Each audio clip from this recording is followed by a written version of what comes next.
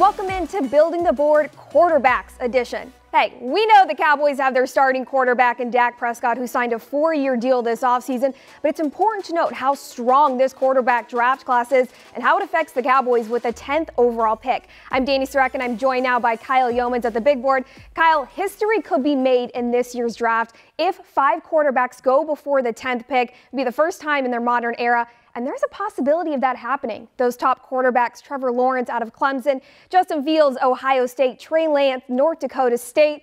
Yeah, there they are right there. Zach Wilson, BYU, and Mac Jones out of Alabama. Why is this good news for the Cowboys? Well, it's great news for the Cowboys because if 5 guys go in the top 10, that just continues to push your needs down the depth chart. And you already said that initially with Dak Prescott getting his big extension, the Cowboys don't necessarily need any type of quarterback, especially in the first round. And Dak Prescott's going to be your starter. These guys will be starters in the NFL at one time or another because they'll go so high. Not only is there a chance for 5 in the first round, 4 could go in the top 4 picks. If we're being honest, San Francisco already traded up from 12 to get to pick number 3. Atlanta there at 4 could potentially take a quarterback 2. We already know what the Jets and what the Jaguars are going to do at picks 2 and 1 respectively. So I think overall it's fantastic news for the Cowboys. It continues to push those needs further and further down the draft so that way you have your pick of either the top defensive player or whatever player you feel most comfortable at 10. Where do you see the Cowboys drafting a quarterback?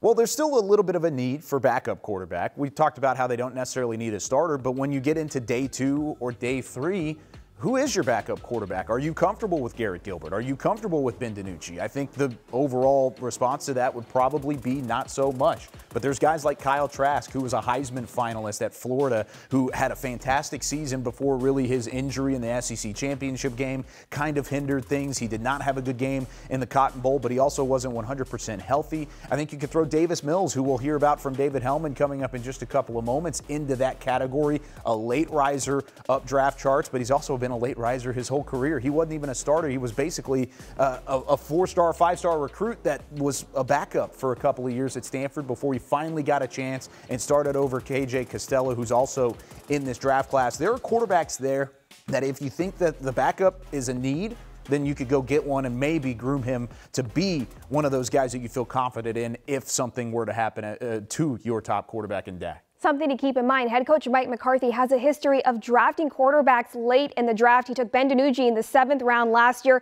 Let's send it over to David Hellman for a closer look at Stanford's quarterback, Davis Mills. Thanks, Danny. And you know what? I'm really glad we're talking about this guy. With all due respect to the Big 5, I'm bored. I'm bored of talking about them. We know who they are. We know that they're going to get drafted high. But this quarterback class is really interesting because there's a bunch of fringe players like Davis Mills who maybe not first-round guys, but again, they play quarterback. You think back to just last year, nobody really thought of Jalen Hurts as second-round material. He goes 53rd overall to the Philadelphia Eagles, likely going to start for them this season. So guys like this tend to get overdrafted, and you understand why when you see 6'4", 225. Not the most eye-popping stats, but again, it's a COVID-shortened season. Who cares? So let's talk about what he can do on the field. Davis Mills, Stanford. NFL teams love Stanford because it's the closest thing to an NFL college program. Roll the tape, show you what you're talking about. Play action, under center, love it already. And here's the thing. He's smart enough to move guys with his eyes. This is not like guru-type stuff, but he is able to get a cornerback to bite on the under route, and then all bets are off. Gets him to bite underneath, guys wide open. Again, like this is not the trickiest thing you've ever seen, but NFL teams love to see that you can move defensive backs around with your eyes. Now we move on to the accuracy, probably the most important thing to NFL quarterbacking. Post route, I mean, that's a beautiful ball. Puts it right over the guy's helmet, right over the linebackers, right next to the safety. Great placement. Again, accuracy is everything because the throwing windows are so small in the NFL. And then we love to call this a sneaky trait. That's coded language in draft talk. But look, in the modern era, your quarterback needs to be a little bit more athletic. Like the age of the statue pocket passer is done. So here's Davis Mills, fakes the run on the goal line, beats a linebacker in major college football to the end zone. Like, no, he's not going to win a track meet, but you need that type of athleticism these days. More and more quarterbacks like our very own Dak Prescott can do that type of thing. So Davis Mills, not going to be a top 10 pick, could be a first-round pick, and at the very least, It sounds mean, but guys like that get overdrafted because of how important the position is. I won't be surprised at all to hear his name called early. The Cowboys lost their backup, Andy Dalton, to free agency. He signed with the Bears. So now the Cowboys have Garrett Gilbert and Ben DiNucci, their 7th-round draft pick last year. Dave, how much more confident are you in having Gilbert or DiNucci as your backup options over drafting a quarterback? And you're laughing now. I am laughing. It's a tricky situation because, look, the Cowboys have too many needs to be drafting a quarterback in the top 100. And that's where you're going to need to draft Davis Mills, Kellen Mond, Kyle Trask. So if you're not getting one of those guys, is a guy that you're going to get on day 3. Sam Ehlinger is a name that we hear a lot, mainly because he's a Texas Longhorn legend. Is he going to be better than Garrett Gilbert and Ben DiNucci right now? And that's the question. Is it worth it? It probably is, honestly, because quarterback is that valuable of a position. But I can't sit here and say that a guy you get in the 6th round is going to be better than 2 established veterans right away. I think the best thing you said there was, is it worth it? Because I think it is. When you mentioned Garrett Gilbert, you mentioned Ben DiNucci, we saw each one of them in one game last year. Are we really that ecstatic about them being the backup option? Not necessarily, but if you're telling me that you have to go with a top 100 pick, I don't know if I'm sold on it either. It's probably more likely to talk about guys like Sam Ehlinger, Ian Book out of Notre Dame, maybe Felipe Franks out of Arkansas. Those are the more likelihood picks, I think, for the Cowboys if they're quarterbacks, if they want to go get a backup. Now, I love that idea because you know where Felipe Franks played. Where's that? Little school by the name of Arkansas. Nice little tie-in to the Dallas Cowboys and the people who own this team. Who surprisingly don't draft a whole lot of Razorbacks. But hey, nice opportunity to get a cannon-armed athletic quarterback on day 3 of the draft. Sure. But I agree with you. I'll steal a line from our friend Dane Brugler. It's like a lottery ticket. You know, it's probably not going to pay off, but if it does, you're going to feel really, really good about it. So top 100, maybe not. Day 3, if there's a guy you like, absolutely. Your starting quarterback was not a top 100 pick.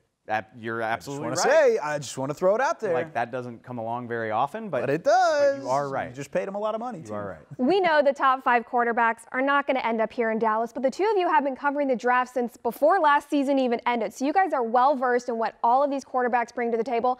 And just for fun, because it's been highly debated, I want to hear the two of you rank your top 5 quarterbacks. Dave, you go first.